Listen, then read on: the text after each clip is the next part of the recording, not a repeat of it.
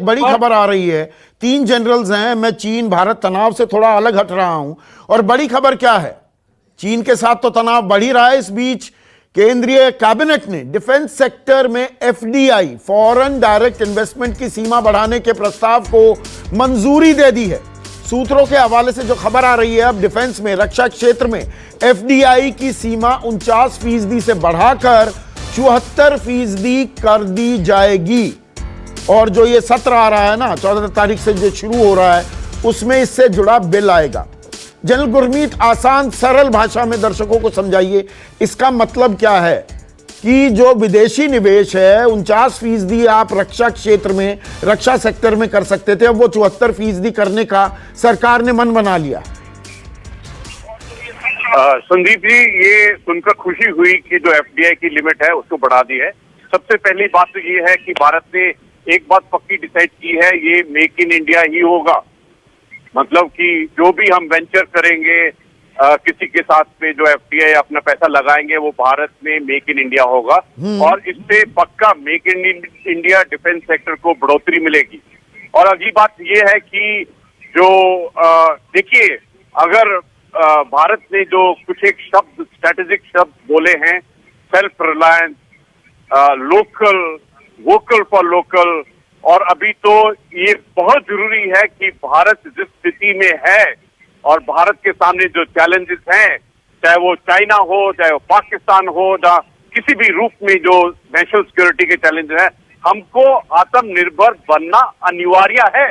ये जो ब्यूरोक्रेट्स है ना, ये जो पुराने तरीके है ना, ये नहीं चलेंगे।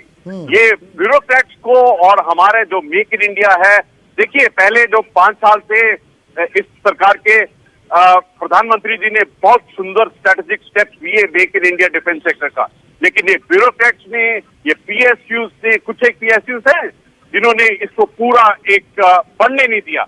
लेकिन अब जिस प्रकार से कार्रवाई हो रही है, जिस प्रकार से ये इकोनॉमिक स्टिमुलस दिया जा रहा है इस पॉइंट को, जिस प्रकार से एमएसएमई को इंकरेज किया जा रहा है, जिस प्रकार से डिफेंस कॉरिडोर को, तो आप वेलकम कर रहे हैं इस स्टेप को। सर थोड़ा सा वक्त की कमी है। जनरल कुलकर्णी, जो पीएसयूज का भी जिक्र किया, मैं डीआरडीओ का भी जिक्र कर देता हूं, मैं हिंदुस्तान एरोनॉटिकल्स लिमिटेड का भी जिक्र कर दूंगा। स्कूल में था मैं तब तेजस की बात होती थी, अधेड़ उम्र का हो गया वो तेजस, अब आया है।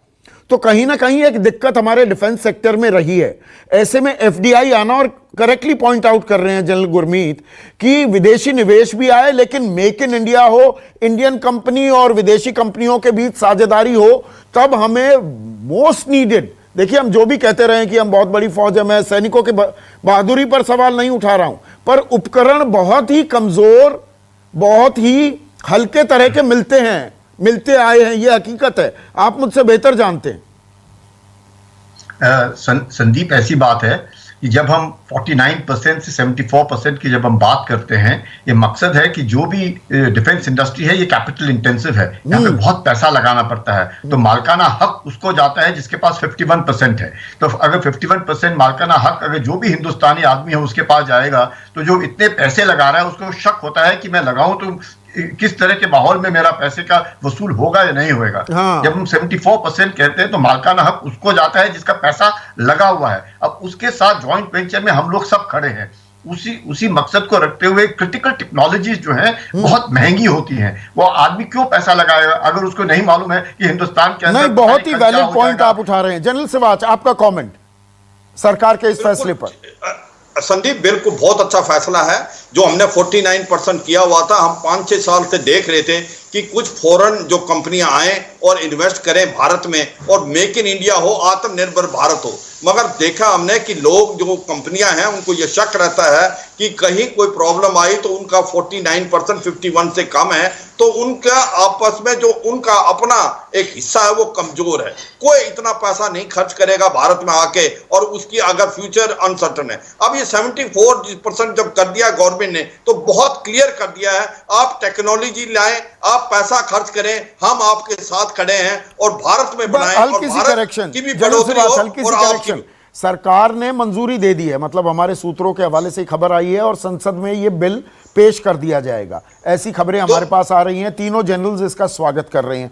जनरल स्कंदयाल साहब, आपका भी बहुत बहुत शुक्रिया। तीनों जनरल्स, आपका शुक्रिया। अभी के लिए बस इतना ही। नमस्कार। नमस्कार, मैं हूं मानक गुप्ता।